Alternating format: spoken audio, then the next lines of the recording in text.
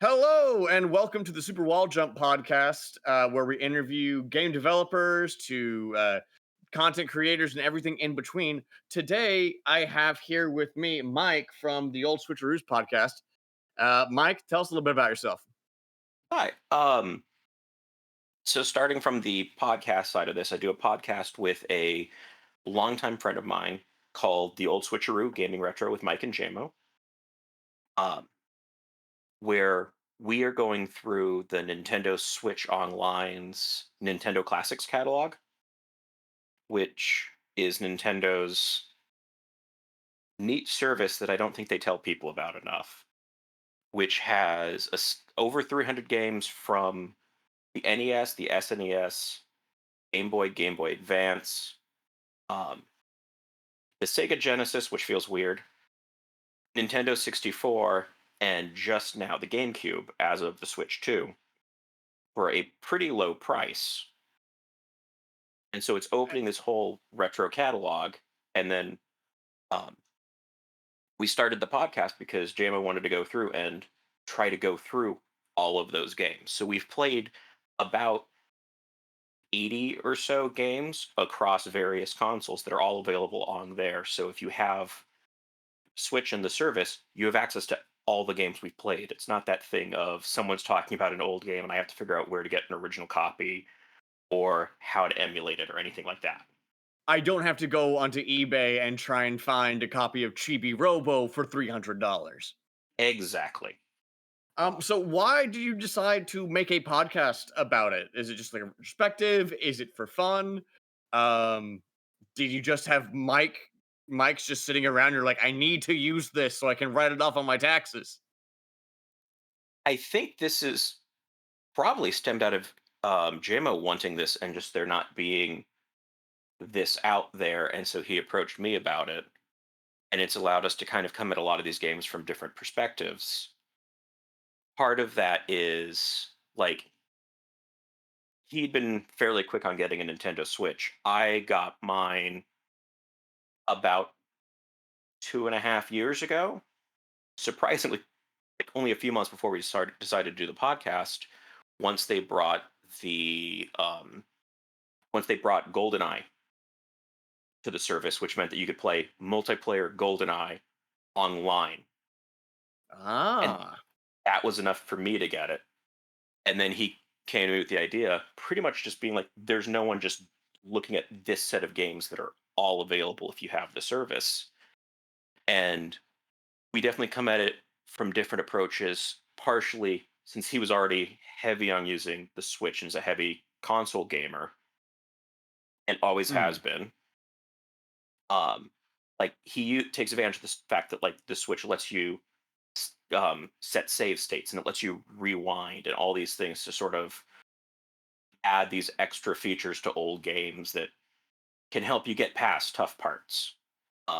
Whereas like growing up, most of the contemporary console playing stuff I was doing was at his house because I had an Atari 2600 and PC gaming, so I wasn't as heavy on the consoles. But I've kind of just initial stubbornness, and now it's kind of became a distinction. Is like I don't do the save states, I don't do the rewinding, which means I see a lot fewer end screens than he does. Um, but it also means like there's a lot of these that for me are relatively new because my exposure in the 90s and early 2000s to a lot of these things were only what I would see at people's houses because I was usually a console or two behind and didn't have as many games. So Hmm. I kind of tend to have a fresh experience for a lot more games. Like we've gone through several Legend of Zelda games, and going into this, I had never played any. And we've done everything from the first one up through Ocarina of Time, which has included me beating three Zelda games, I think. All of which I did while streaming these on Twitch. Makes sense. What was the favorite game you've played for the podcast? Like 'cause you said you've played like 80. So is there anyone in particular that's like, wow, this one stood out? It's tricky to answer because some of the ones that has stood out a lot, there's definitely some that jump right to my head as top games, but they're games that I was so glad to get to go back to. Like Mhm. we did Pokemon Snap, which is a game from the N64 that I loved, and like I tried to emulate that, and I couldn't get emulations to actually replicate it. So there's things like that. Or Sonic Spinball is another one that was for the first time I've effectively owned that game and just been able to play as much as I can on that. I think the one that stood out the most, that, or at least that comes to mind, is one that stood out the most. Probably was Ninja Gaiden, which was a very tough game. I didn't see that much of it, but I was incredibly impressed with just how much the story hooked me and the cutscenes. And it's one of the things I've gotten in the habit of doing to see kind of what I miss out in the game is to check out speed runs of it.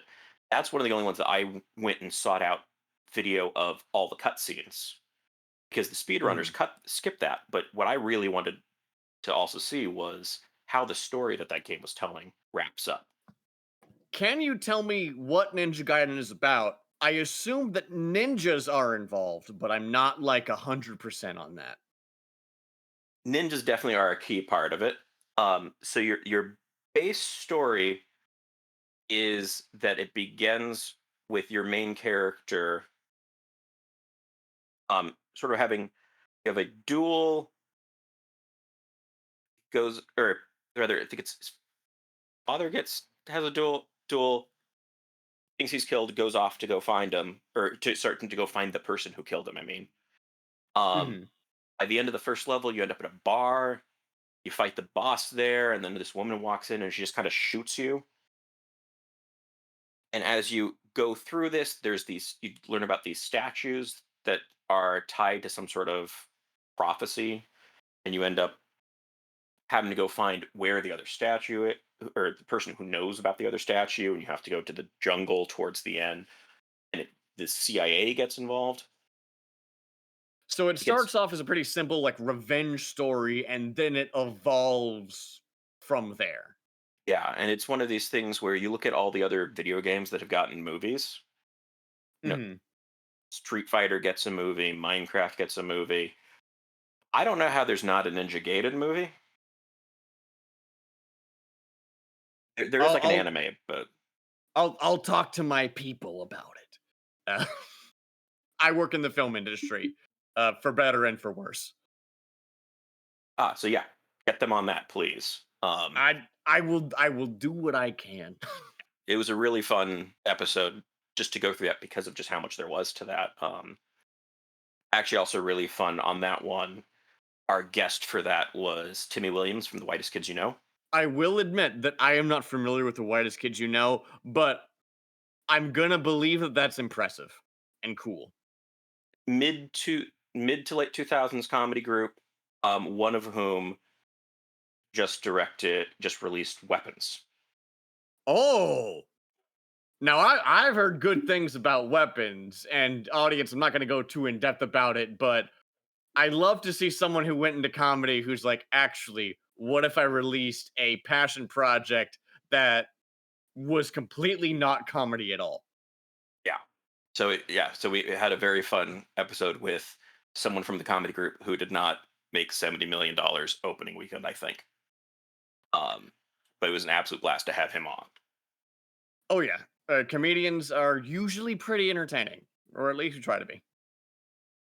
Um, Yes. so what would you say your favorite game overall is? Because I know you've played a bunch of like retro games for your podcast, but what would you say your favorite game overall is?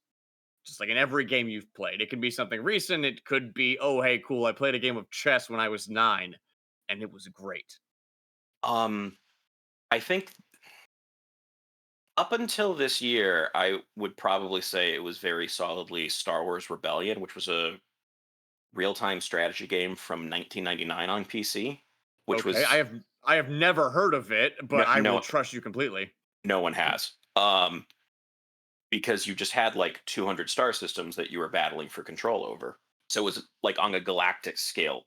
It wasn't like we're on a planet battling. It was you're trying to take over control of planets. So Um, sort of Stellaris adjacent then. Definitely, it's definitely in that line. Like I also do enjoy Stellaris and that whole real time strategy realm. Um, Mhm. I'm having to. The only thing that's challenging, if that's my top game at this point, is the amount of time I put into blueprints this year has been a lot. Have played Blueprints. I got to room 46, and then I was like, wow, all right, I'm satisfied. I put it down.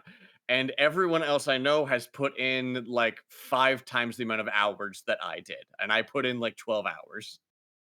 Yeah, I think that one has definitely split into. I like the puzzles, and it's so heavily on puzzles that I just keep chipping away at that for the most part.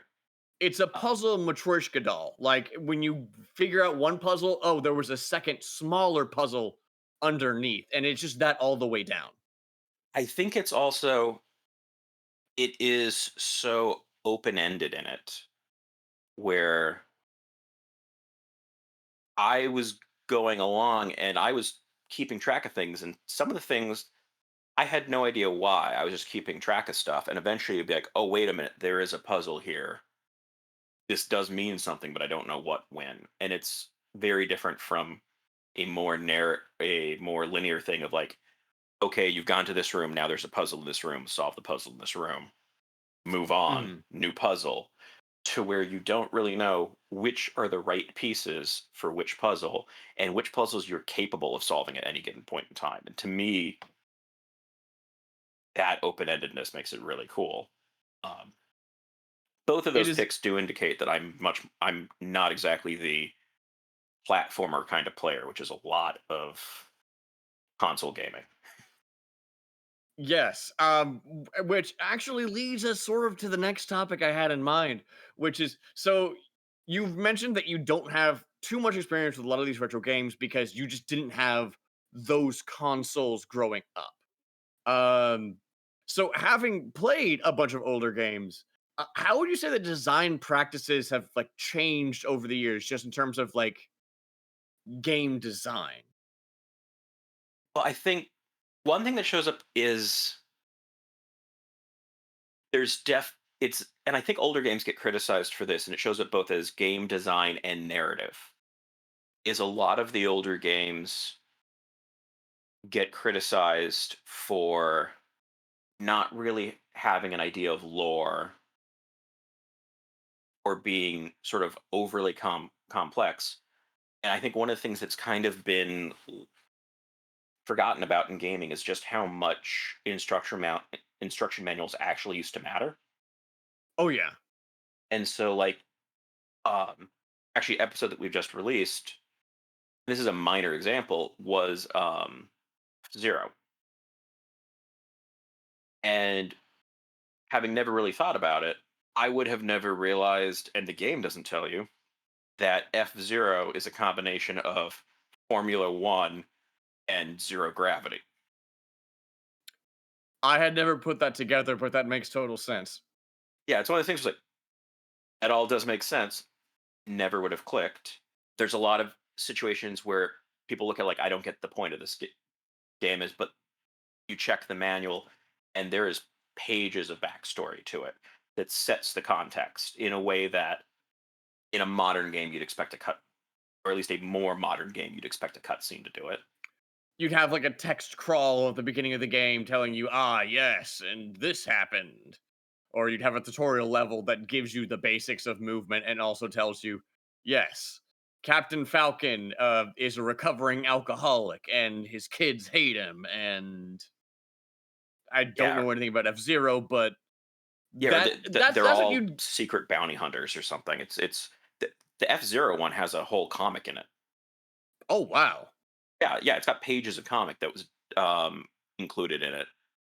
So you have some of them are very very bland and basic, but a lot of them put so much into that that when people just check the game out now, you miss out on a lot of that.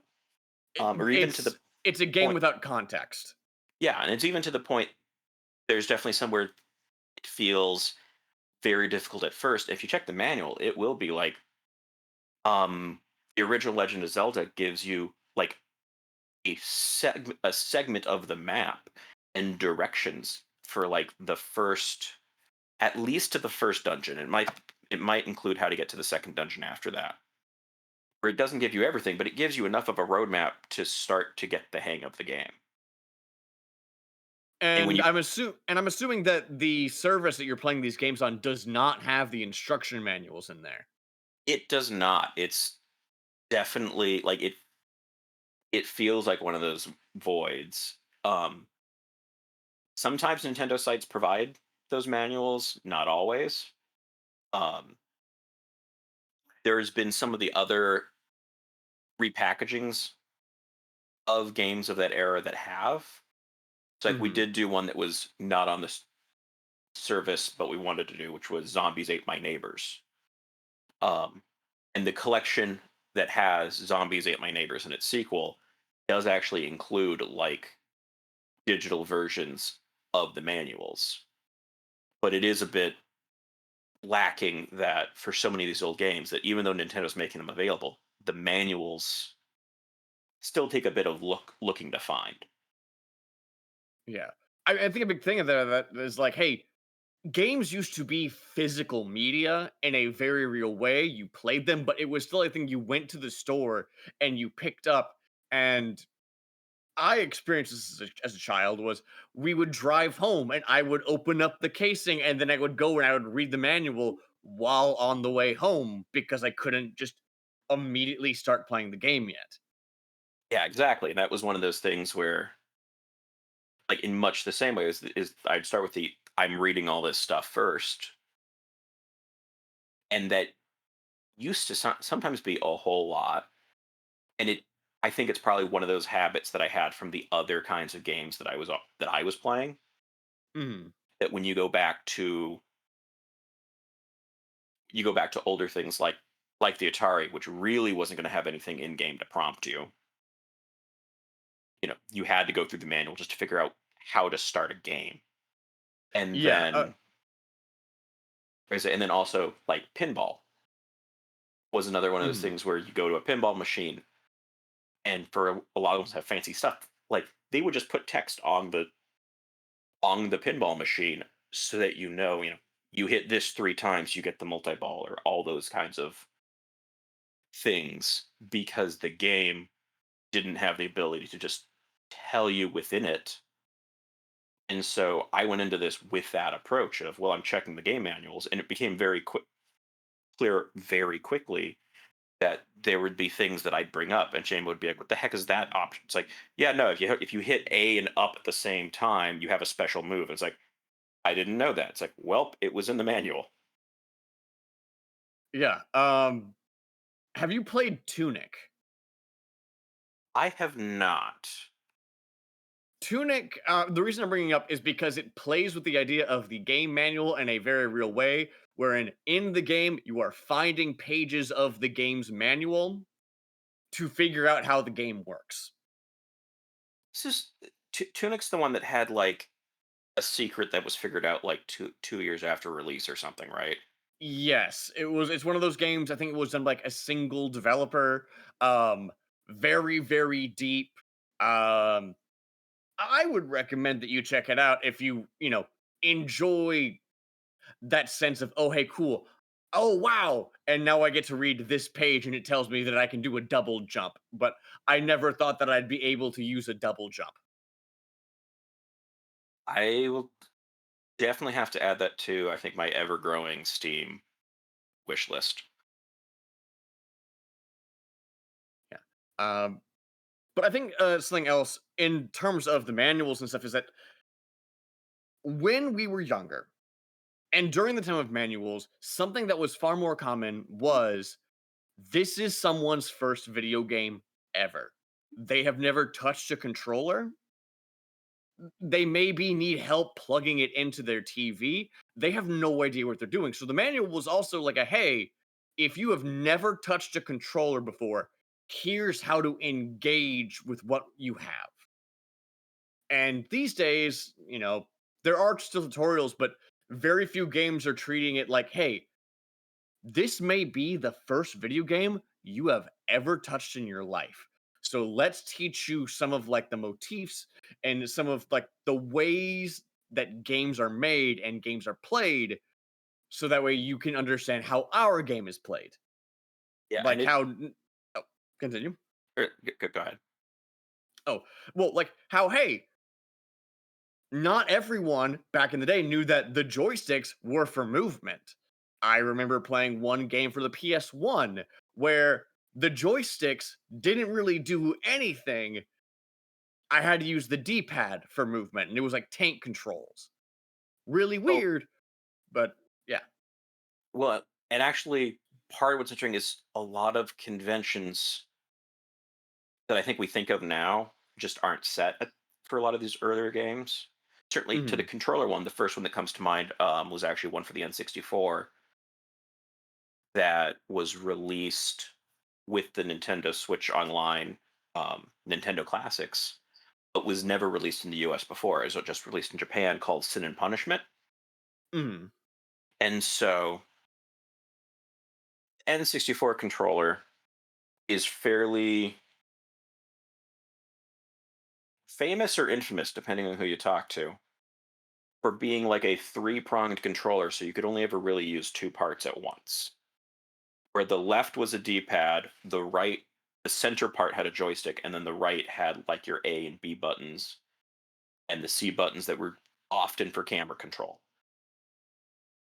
And so a lot of games, most people would only ever use the rightmost part that had the A and B buttons, and then the center part, the joystick. That'd be what you're using for something like Mario Kart, for something like Mario 64, um, Mario Party, where they had to put warnings on that so people weren't hurting themselves with that joystick. Sin and Punishment was a game that actually was designed with the intention of, what if we did a game where someone had to use the left and middle parts of the controller as the two parts they were using? And so it switches the joystick to being, the joystick is the aiming and the D-pad is your motion. Oh boy. Yeah, and it's a thing where it's like, this is nothing else did this. This is very weird to get a handle on.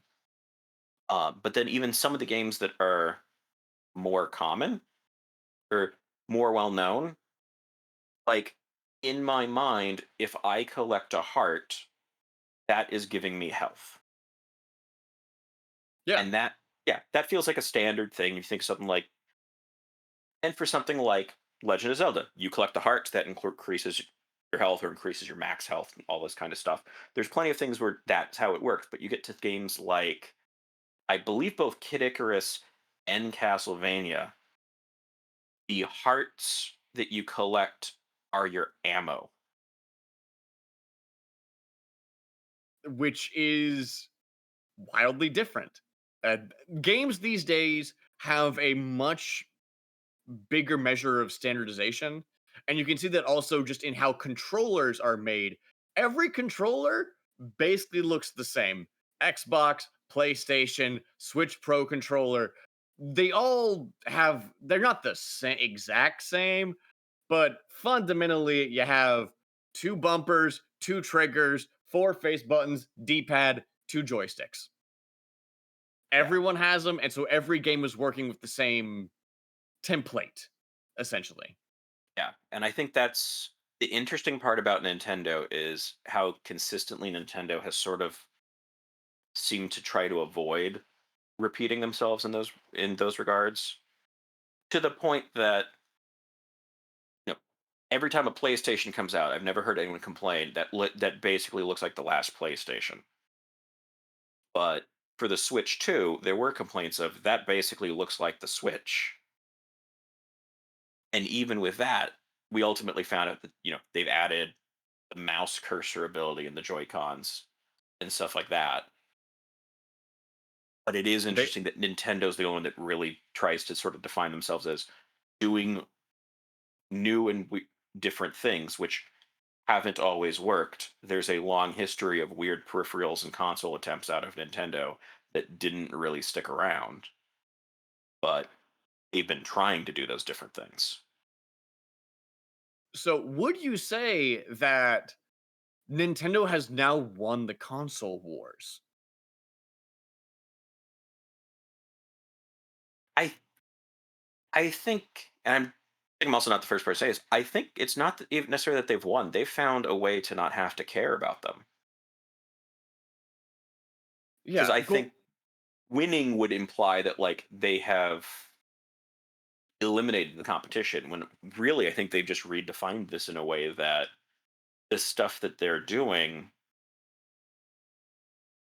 at least the other consoles, really are not in a solid position to compete against. And I think that's probably why, even though I always play Switch docked through my TV, I think that's why they won't just release that as its own, as something without a screen that's designed to be plugged in, because even the handheld element of that is something that Switch does and the other consoles don't. I think they've created this area where Xbox and PlayStation can battle it out however they want, and Nintendo has just sufficiently defined themselves as not needing to deal with that. Yeah. Well, I'm just referring to specifically the fact that, Xbox and PlayStation no wrong longer really have exclusives. All of the Xbox exclusives TM you can basically find on Steam now, and now PlayStation with Helldivers is like, yeah, I guess, yeah, sure, we'll have Helldivers, which is our IP. We'll put it on Xbox too because we can.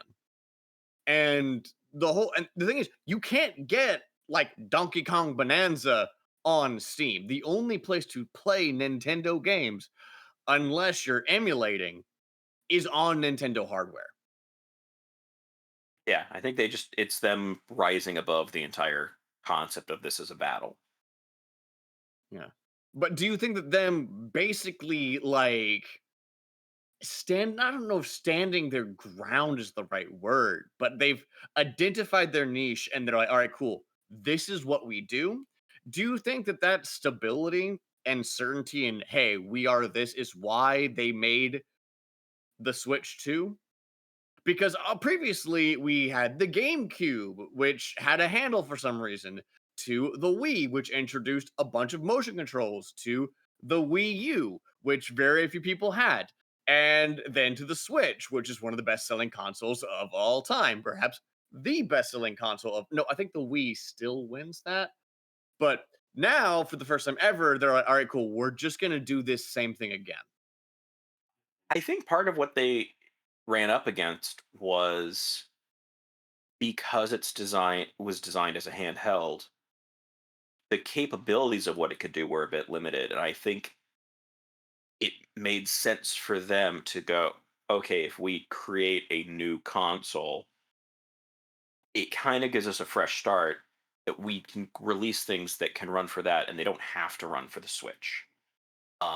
It's like actually you bring up the GameCube games were added to the Switch too, um, for the Nintendo Switch Online service.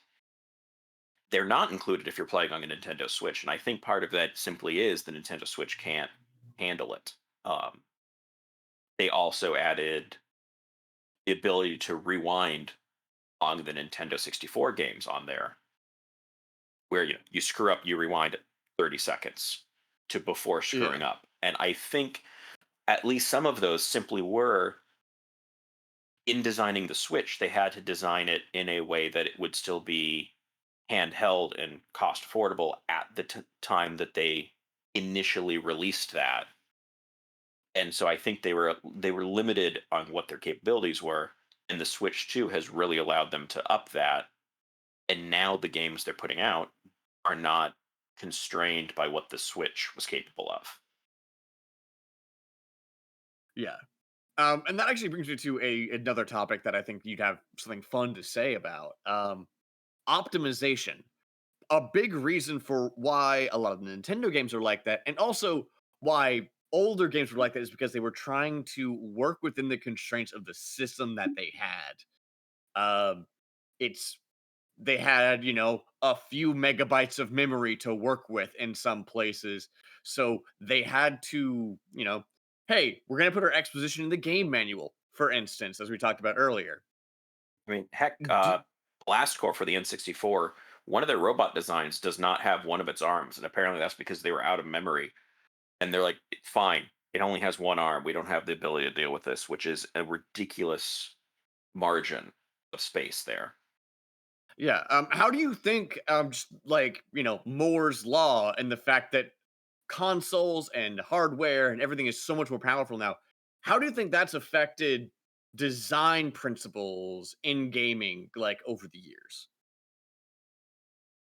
I think it's the sort of thing that we may have hit a point where it has, at least in terms of the game design, has stopped being as major of a factor. Because certainly when you go back to old games, we particularly go back to something like SNES and NES, where like you were dealing with games that were on cartridge that had to be built.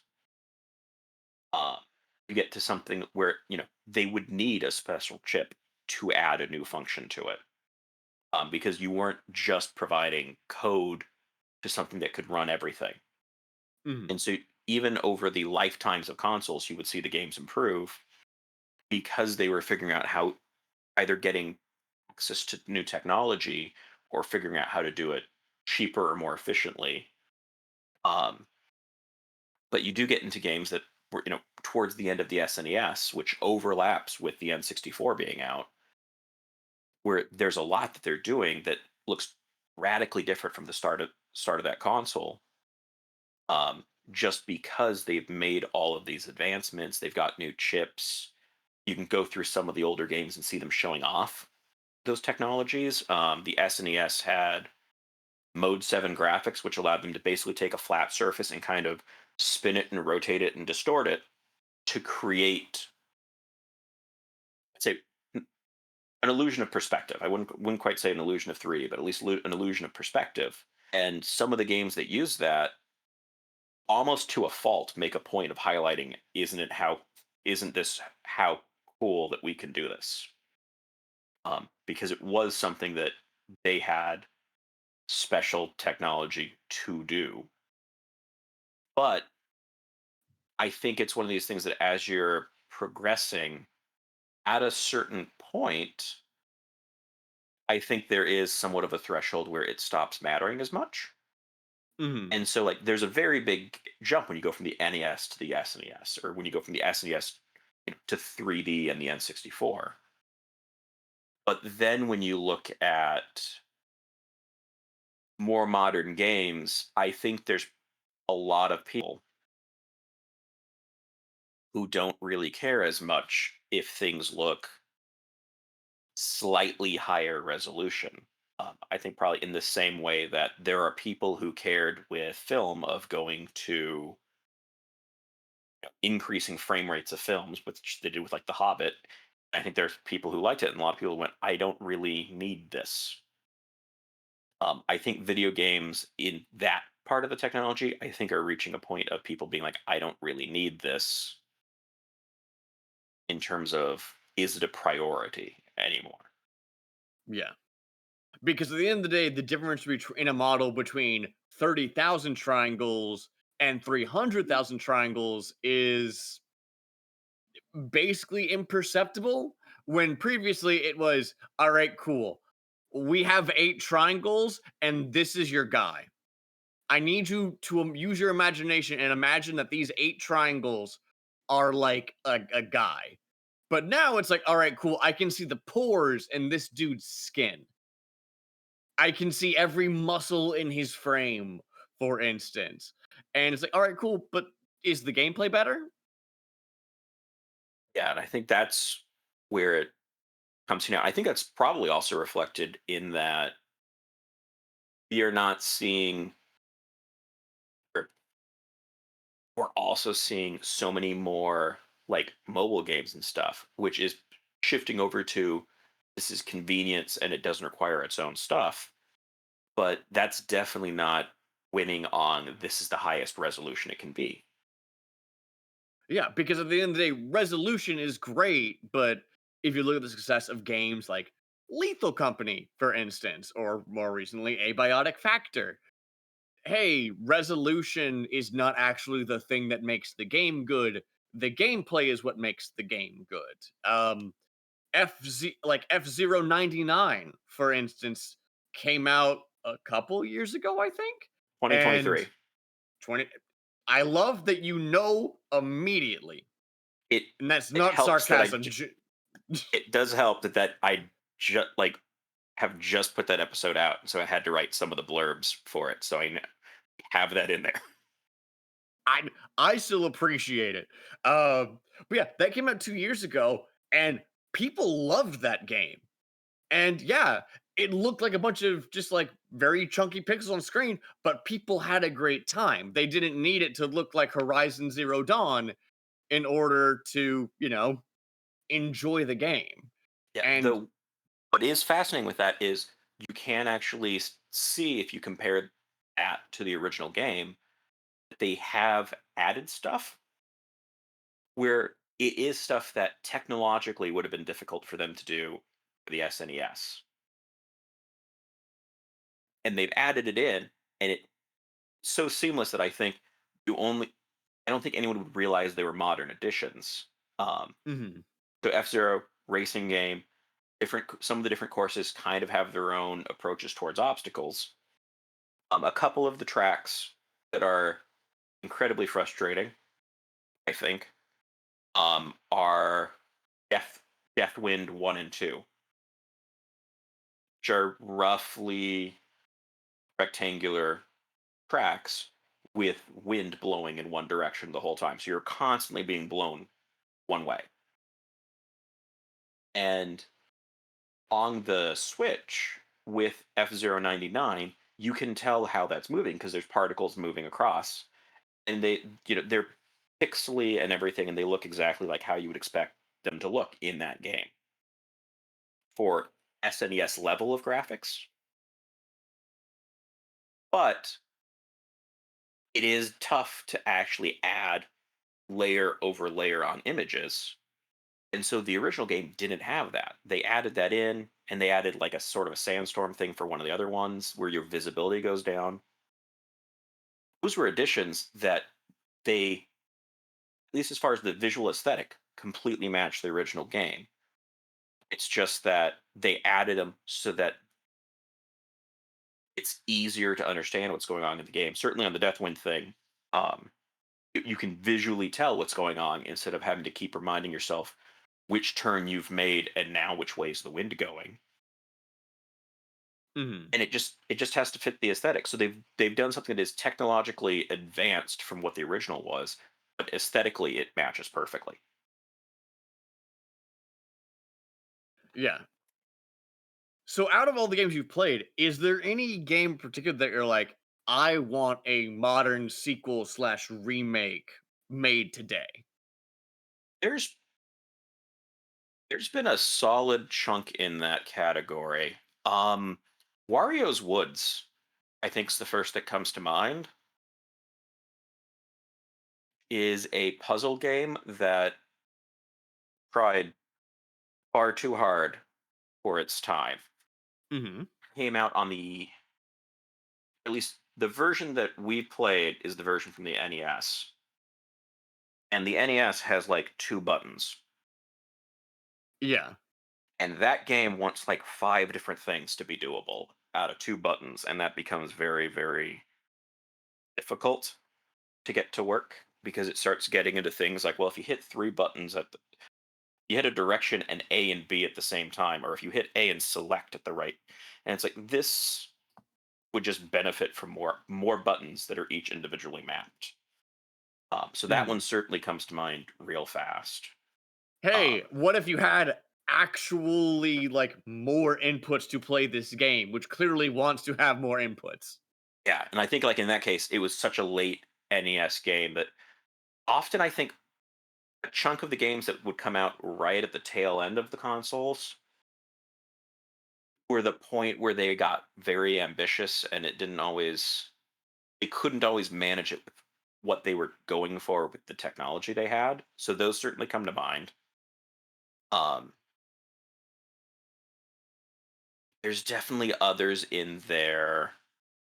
Both our first season and second seasons, when we've wrapped those up, like we go through of this season, which would we want to see redone kind of stuff. Mhm. And I really should have checked what I've said about that in the past. Because there have been several where I'm like, the ideas here are good. It's It got couldn't. good bones. Yeah, it's the pitch. This has a solid pitch. It may not work quite the way you wanted. And trick is also to figure out sort of some of them are this game is fine as it is. And I'm kind of much more in the camp of if it's good as it is, just make it accessible. So it's a if it's going to be remade, it should be because there's something that it failed to do. And I'm trying to remember what else was in there of the I appreciate what you're going for, but you can't quite pull it off. I mean, do you want a Ninja Gaiden remake with modern graphics?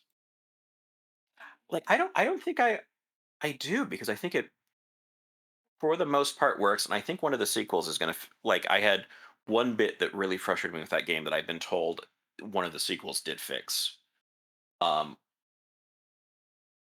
which sort of has to deal with your wall jumping, and you can kind of land on a wall, and then you just kind of are like, well, I can't go up. So I'm just waiting here, and it's how long do I feel like trying to fight off knowledge that I'm going to die, which is existential, but not great in a game. It's not. Well, I'm I'm in a death spiral. No matter what I do from here, I'm going to die. Hmm. Yeah, a lot of the games I've had that experience, which is more a statement about me and some of these games than it is about the games themselves. Of the well, this is the end. It's just how long I prolong it.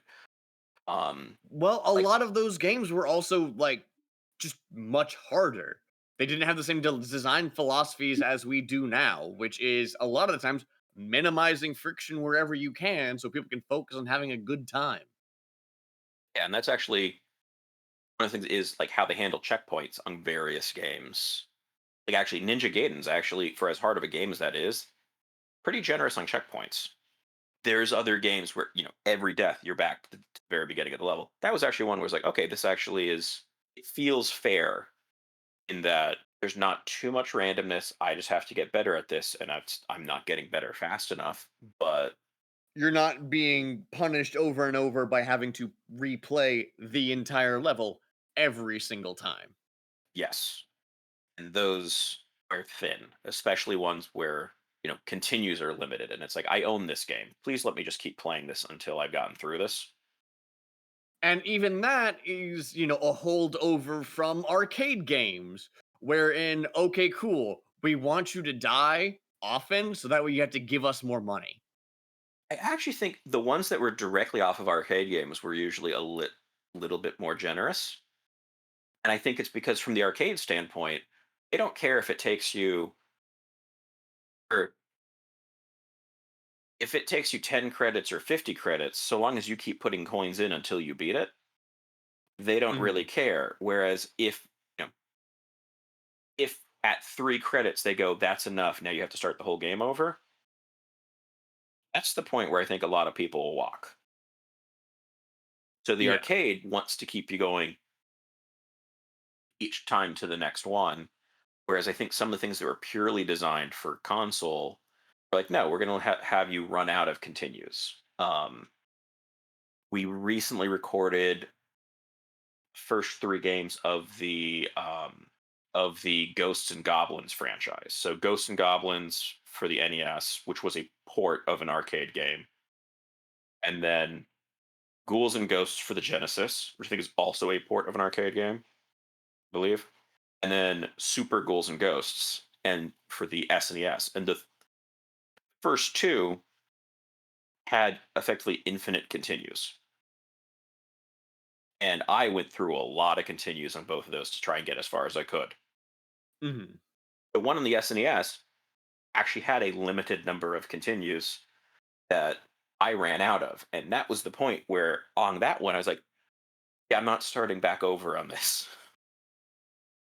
So I think that actually direct arcade ports that still kept infinite continues, I think were a stronger thing where it's you die a lot, but I can keep going. It was where they shift over to things that were really designed just for console. And then they felt they needed to. I think it's probably also where you get the shift of now we need this game to be hard enough that it takes long enough that you have to buy it or you have to rent it multiple times. I think Lion King is like the one that's infamous where they were basically told you need to add a ridiculous level because otherwise people can beat this in a weekend and we can't have that happen. Yeah, because especially back then, hey, people need to feel like they're getting their money's worth. Well, I think on that case, it wasn't even people need to feel like they're getting their money's worth. It was they needed people to rent it for the weekend, not beat it and have to go back and rent it the second weekend. Mhm. Like it was very motivated by we need to up the rentals, so this can't be that beatable. I think that's where you start to get into more frustrating game overs Yeah. before you then move on to games that could build up the game time just by being more expansive. Like I think probably about the time you get to the N64, they could put enough in there that it felt like it would take a long time to beat just because there actually was more stuff, not because they were deliberately being difficult about it. Back in the days of the NES, it was way harder to have a big full game, so they made it longer by making it harder. And then with the 60 N64, as you mentioned, like, hey, Super Mario 64, right? How many stars does that have?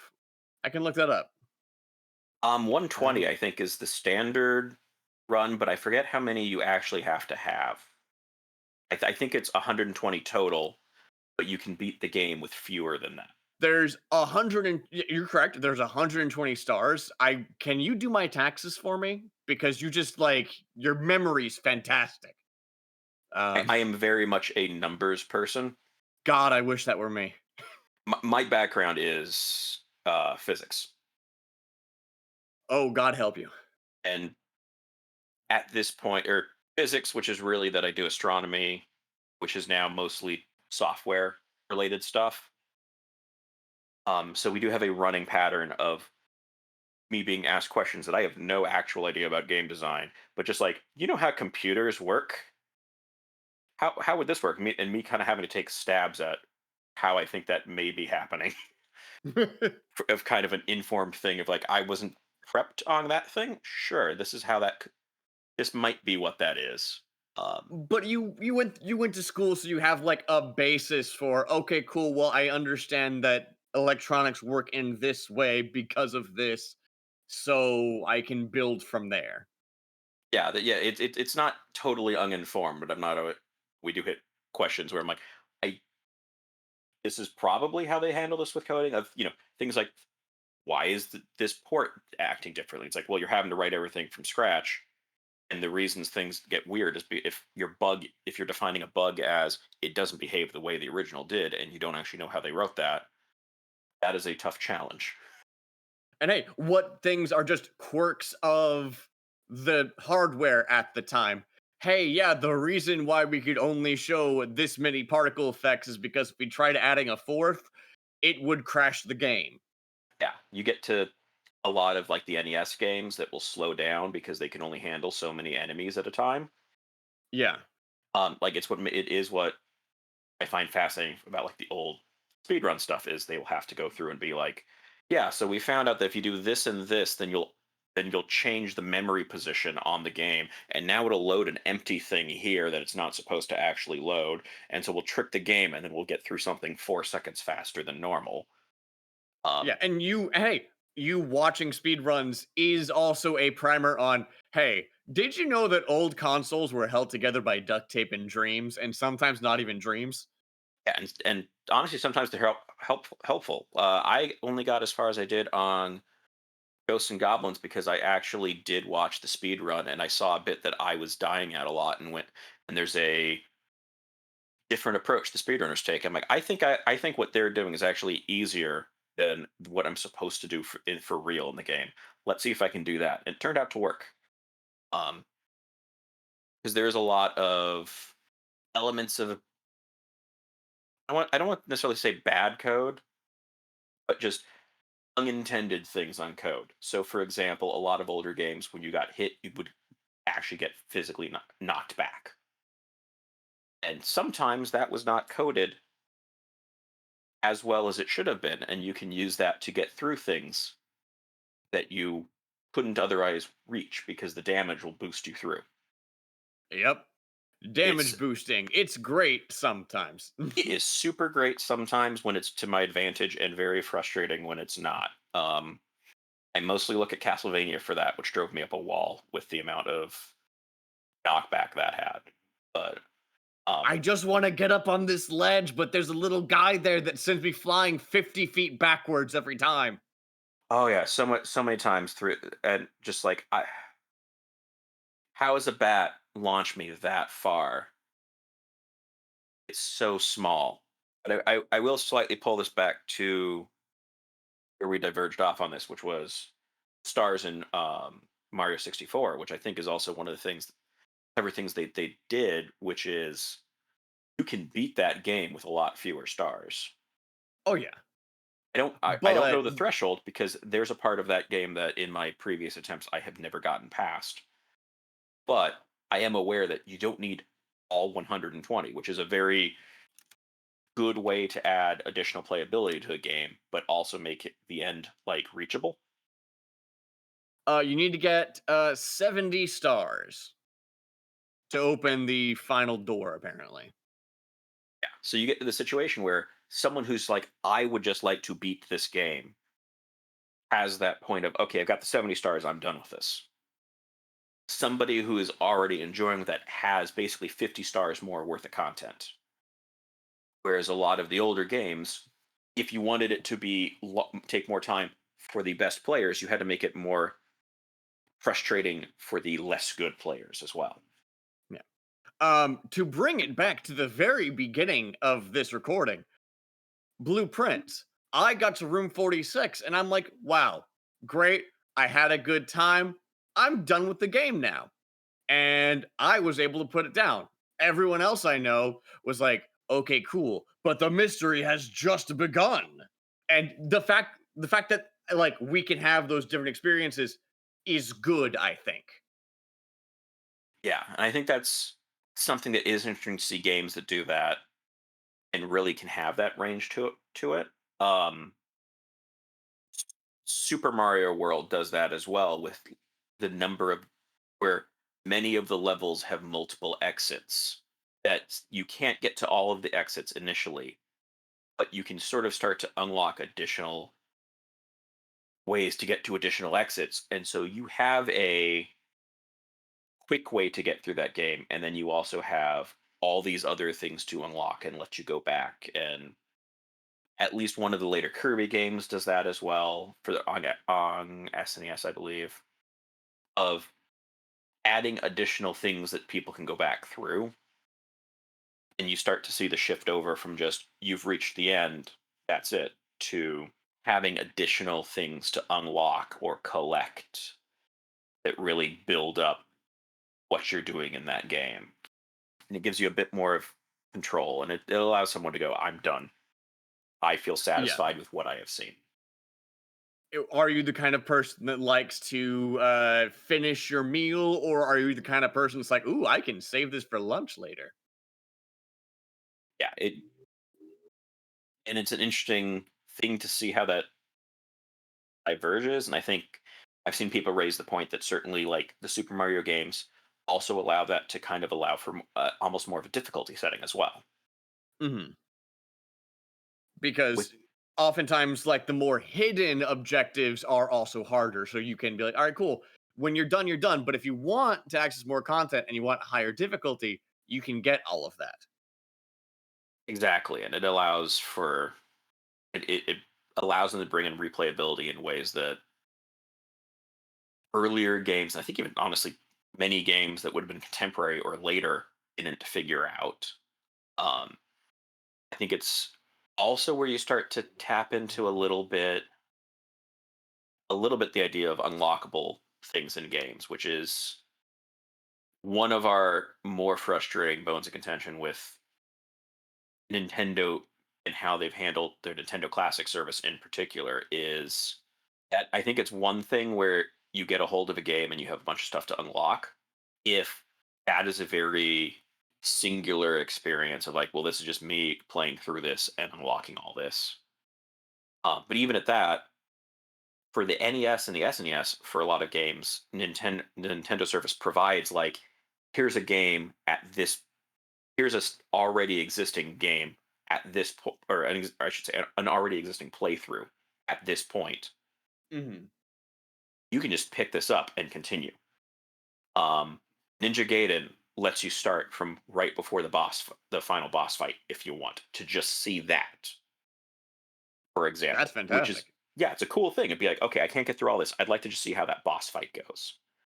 Um, Unfortunately, they have not continued to add to this, and where that feels most missing is the N64 era. Because, for example, in my view, GoldenEye is basically not a single player game at all. No, you get it to play with friends. Exactly. And certainly in my case, like when I eventually got GoldenEye, number one, I'm pretty sure I got it like a used copy that would have already had save games on there. But Hmm. also, I definitely know I let my copy to co-host JMO and his brothers to unlock the stuff that was not already unlocked, so that I would have access to all the characters and levels and the weird modes of paintball mode, where instead of where they'd leave paintball colorful marks on the walls instead of bullet holes and all that kind of stuff. So like in the original era, I never beat that game. I was able to get a hold of a used copy one or have someone else unlock it for me, and that is not replicated now. And so time after time, we've kind of come up against these games from the SNES, or sorry, from the N64 era that have really cool multiplayer things that are a total pain to unlock. Whereas at this point, with a service that expansive, I just want to get to some of the extra modes. Excite Bike on the N64 has a bunch of extra modes, but you have to beat all of the tracks with high enough placements to unlock them, and it's not trivial. So there is this thing where I wish they would bring that back because it was very, and someone that wanted to avoid that and just unlock stuff themselves still totally could. I do wish that they would expand what they already were doing with these SP modes to allow people to jump into like N64 multiplayer games and just have the stuff there. That would be nice, but Yeah, because so many of those games really were defined as multiplayer games, I think, for a lot of people. yeah, do I want to play Smash 64 and not have all the characters unlocked, for instance? No, I want to be able to play Smash and play with everybody from Yeah, the jump. and that is a game that they still haven't released. So I also hope that by the time they release that, which A, I hope they release that, and B, I hope that by the time they get to that, they have realized like, yeah, we'll just make this available. And if someone doesn't want, if someone doesn't want to do that and wants to start from scratch themselves, they nothing is stopping them. But it really allows people to speak, okay, nope, let's just jump in and play.